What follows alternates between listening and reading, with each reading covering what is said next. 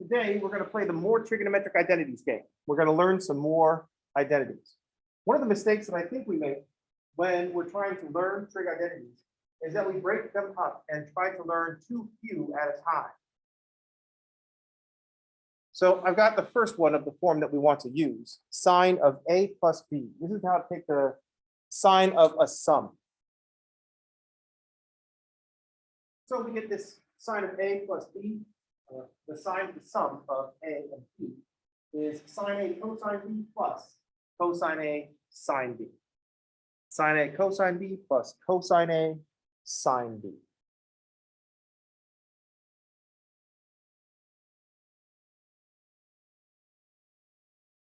One of the things that makes this hard to remember is that it's just the one thing. It's just this one thing sitting there, so it's just one thing that we have to remember, and it's a little bit weird. I think what might help remembering our trig identities is to do more at once so that we can see how they're connected. Once we start making connections between all of our trig identities, it will become easier to remember. We can start looking for patterns. So a similar identity would be cosine a plus b.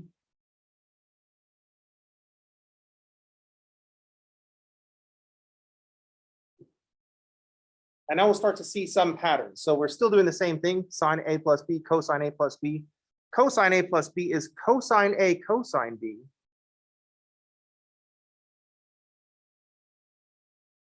Minus sine a sine b.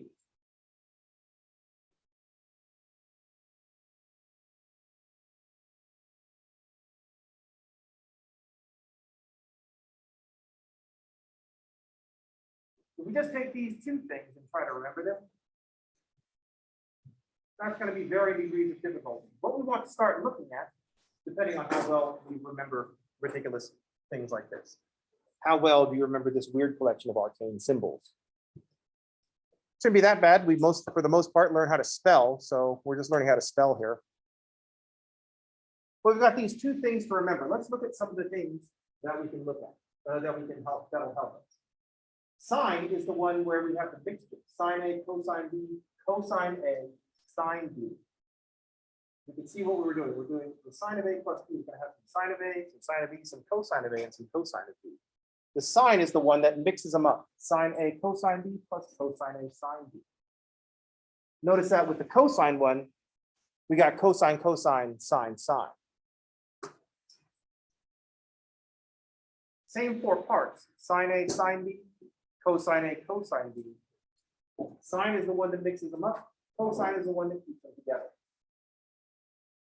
Let's look at another change. Sine of a plus b has a plus. Sine a, cosine b plus cosine a, sine b.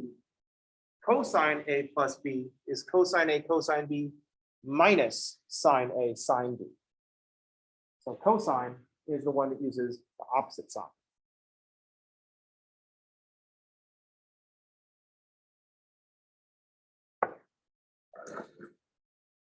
Let's match these up with, let's say, sine of a minus b.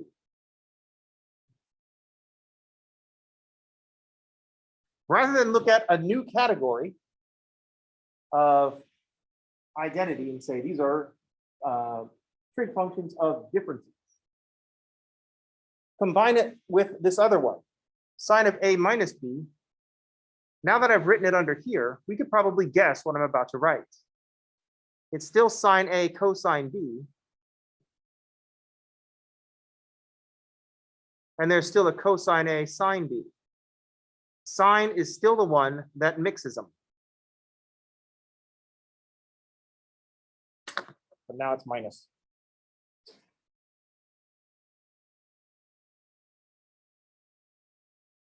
So it's like we get these two for free, or we get these two for the price of one, not for free. Still got to do some work, but we get these two for the price of one.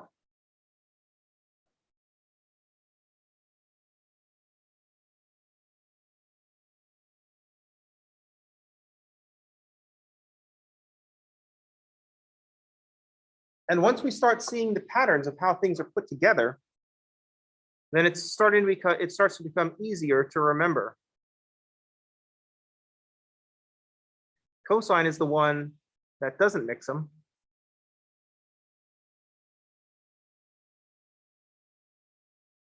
And cosine is the one with the opposite side.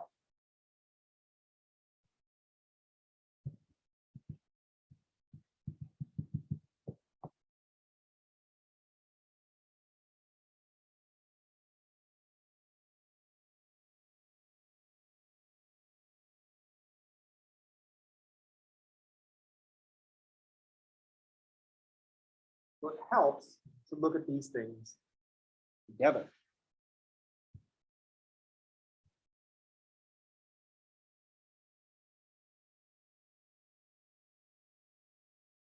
If we remember what the changes are, then we only have to really remember one of them. This is similar to the way we have to remember our 9 Pythagorean identities, but all those are related to 1. So we really have to remember one Pythagorean identity.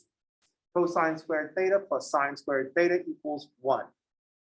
And from there, we can get all 8 other Pythagorean identities from that one. Same thing here. Just remember one of them. Sine is the one that has the same sign and it mixes them up. Important to remember what the changes are. Sine is the one that mixes them up, sine A, cosine B, and it has the same sign. Sine of A plus B has a plus, sine of A minus B has a minus. So that cosine does the other way.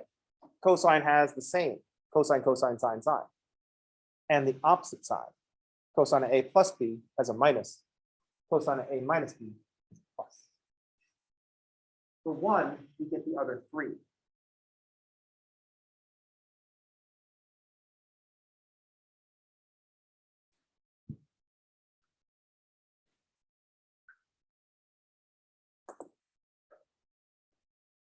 Let's look at another one that we'll get for cheap.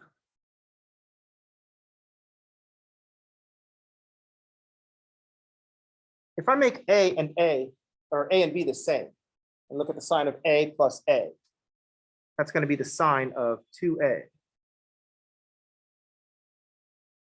That's going to be sine A cosine A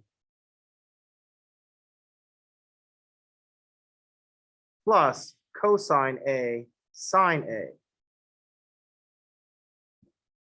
I don't want to remember this, what we call a double angle identity, separate from the sum and difference identities. I want to use the double angle identity to support my understanding or my memory, it's just memory, to support my memory of my sum and difference identity. And so if I use right sine of 2A as A plus A, I can use my sum identity for sine. And notice that the two terms are the same. This is just multiplication, so the order is, a multiplication is commutative. We have 2 sine A cosine A.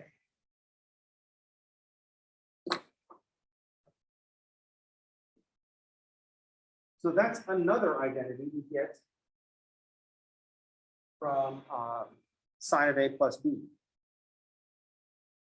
So we can add that to the list. Sine of 2A is 2 sine A cosine A.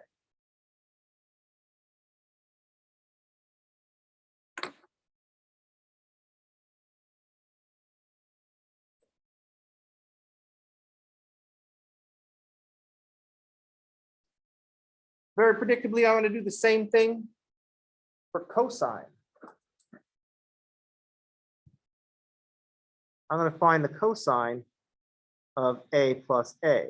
So the cosine of 2A. That's going to be cosine A cosine A minus sine A sine A.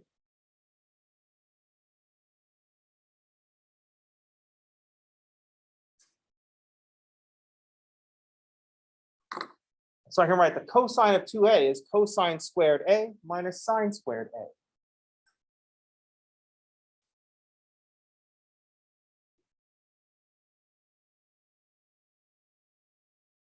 Remembering that the cosine of 2A is the one with the squares will help us remember our sum and difference identities. Cosine is the one with the matrix.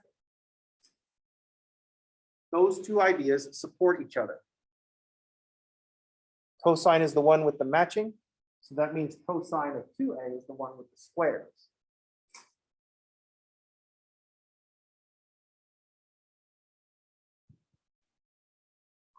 So now we get another double angle, a double angle identity for cosine.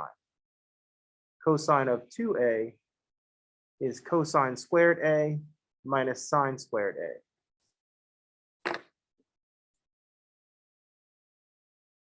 Notice that cosine of 2a is in terms of cosine squared and sine squared. But we also know that cosine squared and sine squared are related to each other with a Pythagorean identity.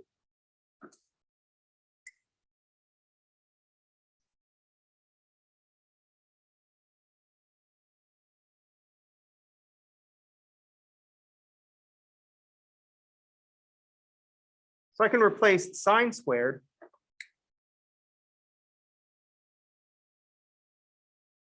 with 1 minus cosine squared.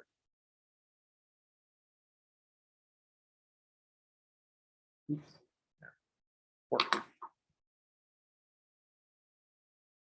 So we can take our Pythagorean identities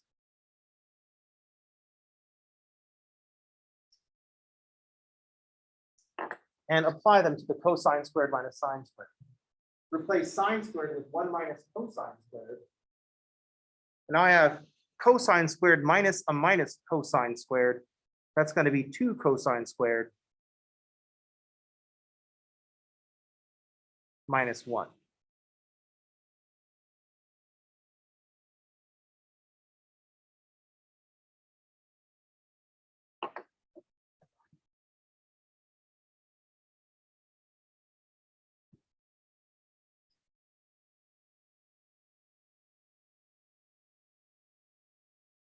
But wait, there's more.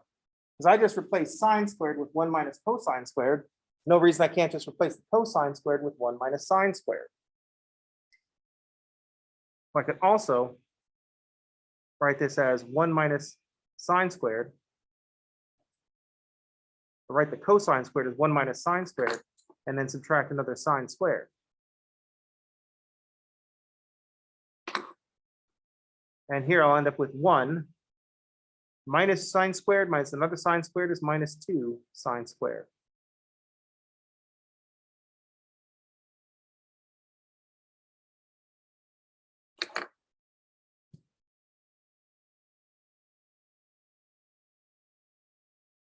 All connected. We've got these sum identities, difference identities, double angle identities, all related. Question? Yes. In this first line, I'm going to use that 1 minus cosine squared is sine squared. From our original Pythagorean identity, cosine squared plus sine squared equals 1.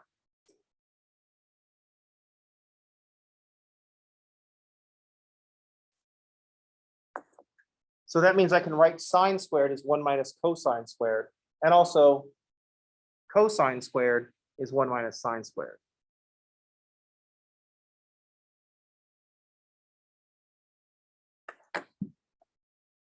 So the first one was cosine squared minus sine squared, so I put that one up as my first double angle identity for cosine. Then I replaced sine squared with 1 minus cosine squared to get 2 cosine squared minus 1. That's my second double angle identity. Then I replaced cosine squared with 1 minus sine squared to get my third double angle identity. So the purple here is the purple here, combined with the rest of the green. And in this second line, I got the cosine squared minus the light blue is this iteration of the Pythagorean identity.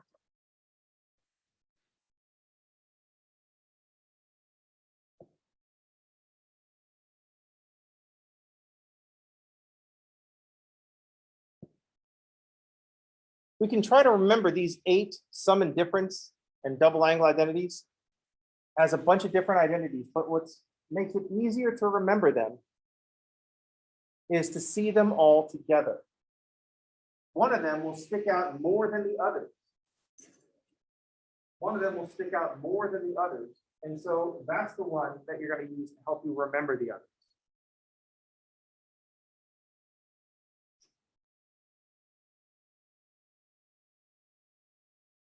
Any questions?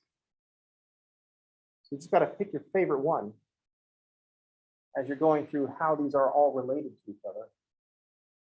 And that will be the one that helps you remember the rest.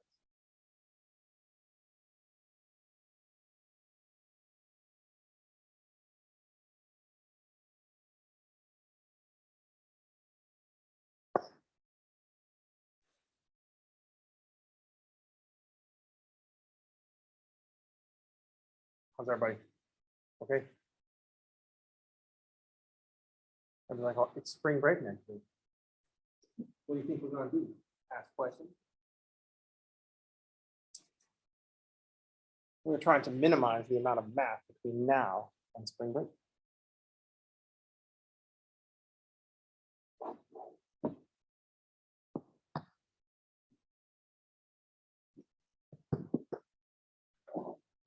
One thing to remember on spring break is the break part. So you shouldn't be doing any work over spring break. I know some professors are going to be like, I'll do this paper over spring break, which is very American. It's like, well, I know you got vacation coming up, but do some work.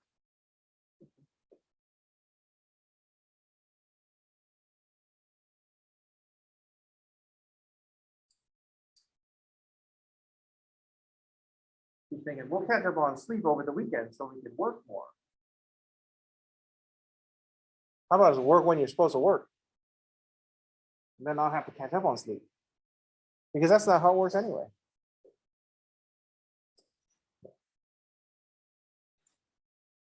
Well, wait, there's more. So I'm going to grab one of these double angle identities, specifically the cosine of 2a.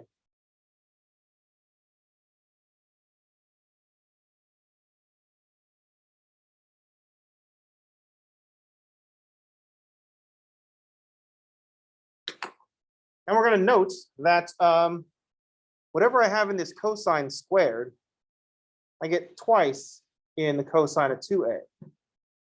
So what if 2a was just what I started with? Then this a in here would be half of what we started with. Notice that the a in here is half of what we have over on the cosine of 2a. So if I had, let's say, the cosine of, let's say, just theta, then this a is going to be theta over 2. Inside the cosine squared is half of what's inside the cosine. Cosine of 2a is 2 cosine squared a minus 1. So the cosine of theta is 2 cosine squared theta over 2 minus 1.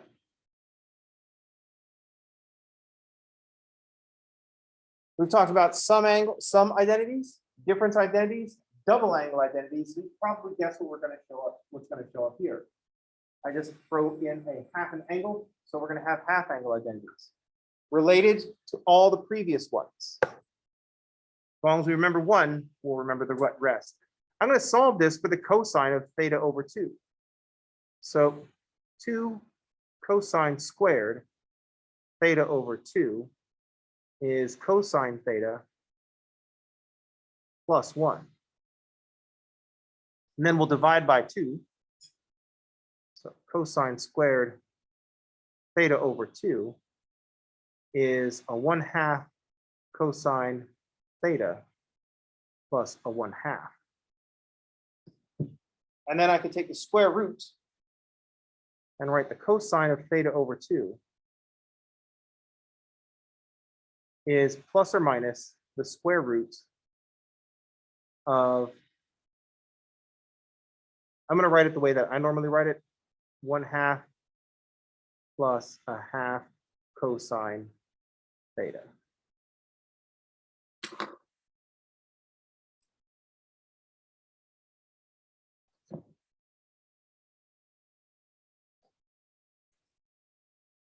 So now what we have is a half angle identity for cosine.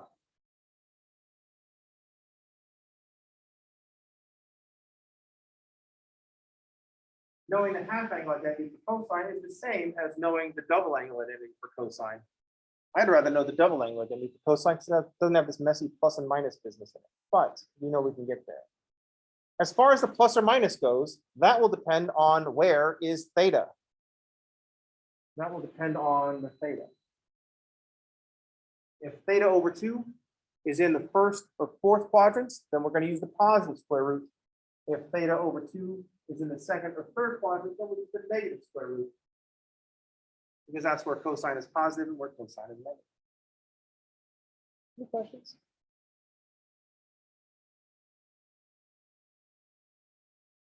I'll reassure you once again that you don't have to memorize all these. They're all connected. We're looking at how they're connected, not just looking at a list of things to remember.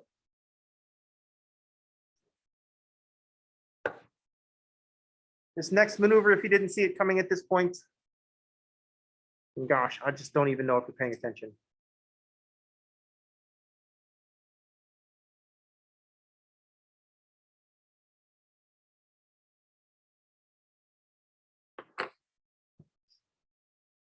I got this half angle identity for cosine, and now I'm going to get a half angle identity for sine. I'm going to start with the double angle identity for cosine that involves sine squared. And then we're going to note that means if cosine of 2a is 1 minus 2 sine squared a, then cosine of theta is 1 minus 2 sine squared theta over 2. And now we'll do the same thing that we did in the previous identity. We will solve for the sine of theta over 2.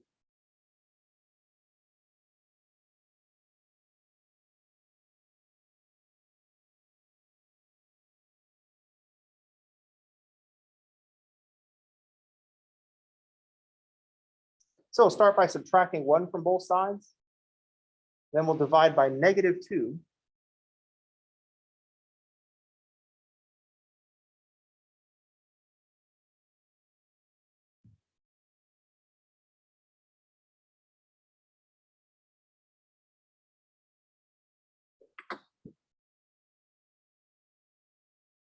And then we can do a square root.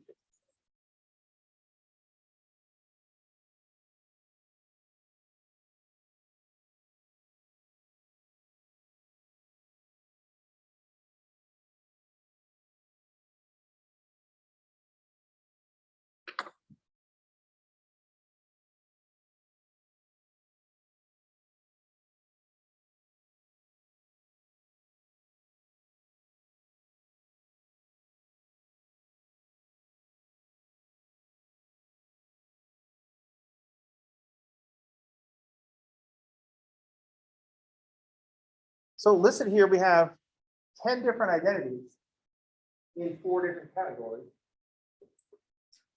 but they're all related. Instead of looking at one at a time and just trying to remember them one at a time, look at all of them and see how they're related. That's going to be the more important task for you.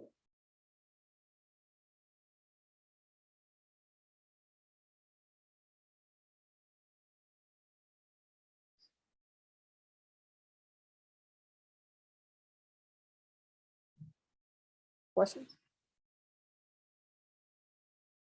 The learning here is not remembering these trig identities. Remembering the trig identities is not important. Remembering that these trig identities exist is important. Knowing that there are things called double angle identities. Knowing that there are things called half angle identities.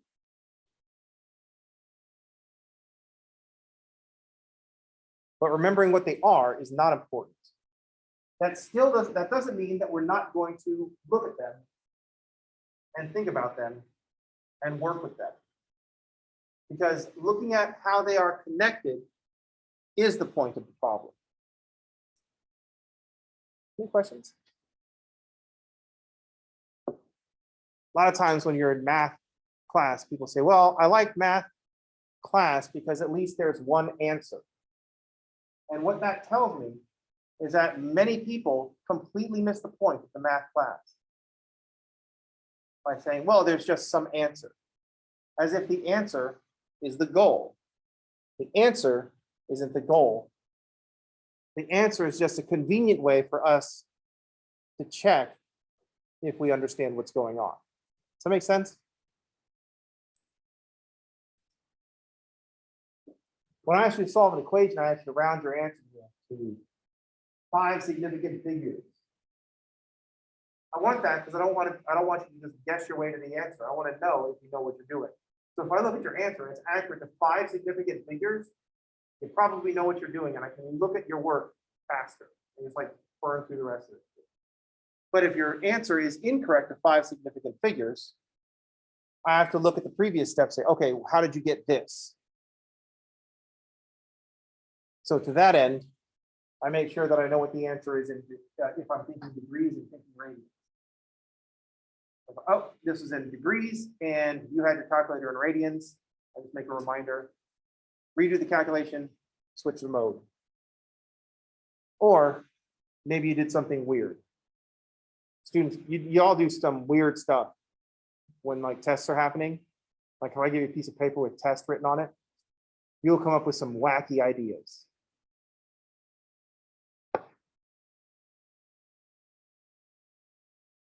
The trick is if you become a teacher, recognize that wacky ideas are born out of desperation. You're like, I don't know what to do. I just got to do something. I'm going to try this. I go, nah, that's not it. Some teachers get all mad. It's like, oh, didn't you listen to me? Why didn't you listen to me? And then the students are like, oh, why are you so unlistenable?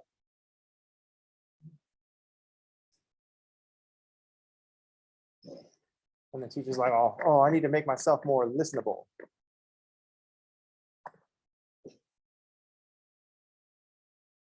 And the students find that annoying. You know what I mean? It all comes down to South Park. How do I reach these kids? Worst maneuver. I'll only ever do this maneuver ironically. I don't even know if teachers do it anymore. I think we've all got the memo that this is a dumbass thing to do.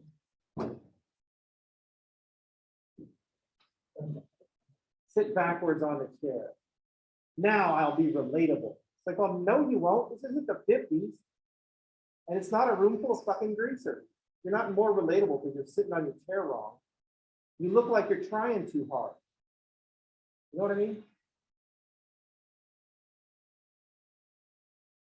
You get some weird ass ideas about what they need to be to connect with people.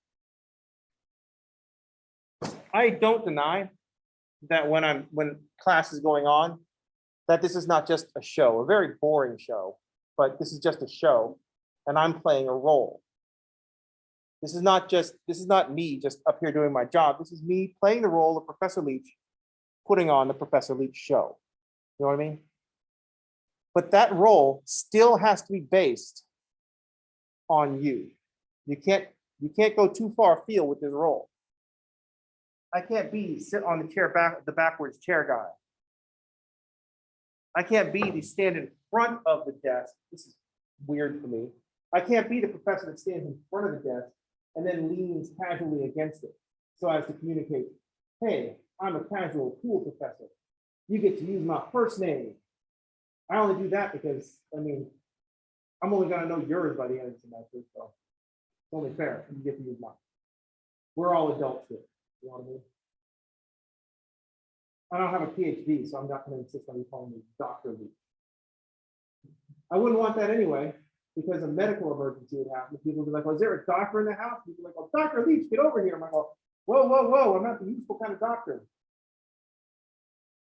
I just did a lot of math. And there's only like, a couple dozen other people that understand my work. So I can tell you, I can just say, okay, the limit as time goes towards infinity is this dude's dead.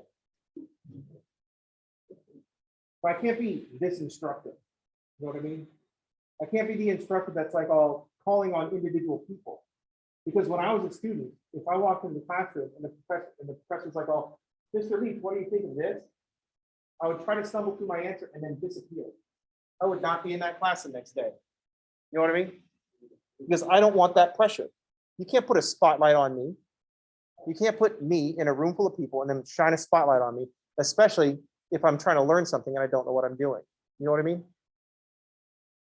Now, as students, your professional responsibility is to deal with that shit when it comes up. What I did was very unprofessional as a student by dropping that class and finding another professor who wouldn't try to fucking talk to me. My job as a professional student is to cope with that, and find some strategy to deal with that. You know what I mean? But as teachers, the role that you play should be close to who you actually are, but not the same person, because you don't want to take things personally. There shouldn't be any obligation for students to love your class. If that's one of your requirements, you need to get out of teaching. It's going to be too hard for you. If having students rebel against what you ask them to do is going to be difficult for you, you do not want to be teaching in high school or later. You definitely don't want to be teaching high school. That's just not even, you don't even need a qualifier for that. You don't want to be teaching high school.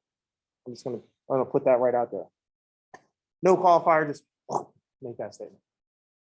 You know what I mean? Think about how you were in high school. Would you want to teach you? If you're like, oh no, I was a perfect student in high school. Quiet, I kept my head down, everything was cool. All right, think about the students that were really annoying. Would you want to teach them? Like if it was a room full of me, man, I'd kind of be all right with it. Especially if it's like a room full of me, because after about, in college, because after about 3 weeks, a room full of me would be like none of me. The teacher would be walking and go, where's all the leeches? And we have all fucked off, sir. Don't worry, in the last 2 weeks of the semester, we will fuck back on and desperately try to get through the rest of the semester and desperately try to practice the class. But for the next 11 weeks, we are going to be MIA. Also, don't do things that way. You know what I mean? Anyway, what are we talking about? Oh, yes. The point of the problem. The point of these 10 identities is not that we need to know these 10 identities and we have to have them memorized so that our mission to Mars goes off without a hitch. The point is teaching ourselves to look for patterns. Where are the patterns? Where things are the same and where things are different. We're trying to we're learning how to generalize in math class. We're learning how to describe the world.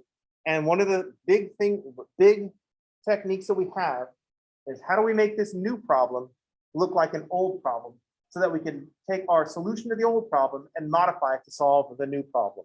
And what new things can we learn in that process? Does that make sense?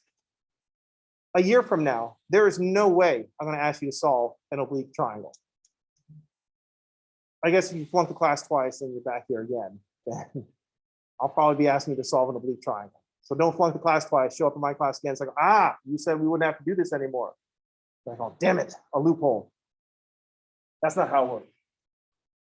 But like a year from now, what am I going to do? Chase you down at your place of business? It's like, well, hey, remember trigonometry? You're like, oh, no. I'm like, oh, well, tough shit. You got a quiz right now. Solve this oblique triangle, or I'm going to go change your grade. You know what I mean? To which you respond, like, that grade doesn't matter anymore. I'm already out of school. What's your permanent record? You know what I mean? You're going to be nominated in the Supreme Court and some senator going to be like, oh, so what was your grade in trigonometry with Professor Leach? And you're going to go, oh, shit, he did change it. You know what I mean?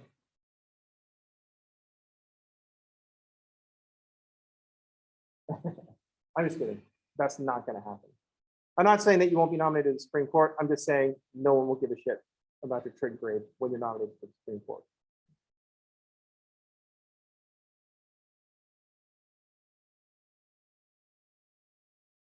Anyway. What are we talking about? Incidentally, the proper response, if you want the snarky response, it should be like, oh, well, Harvard thought my grades were good enough, so why don't we take their word for it? I'd have had a hard time not resisting saying that, which is why I would never be in that position, because I would just start mouthing off to them. I go, well, Harvard thought they were good enough, so why don't you fuck off? I'd probably get away with it if I left off that last part, but I definitely would be telling Senator to fuck off. What are we talking about? Oh, yeah. So the point is look for the connections in all these 10 things. It seems like a lot, but that's only because there's a lot. Can't even fit it all on one screen. Crazy.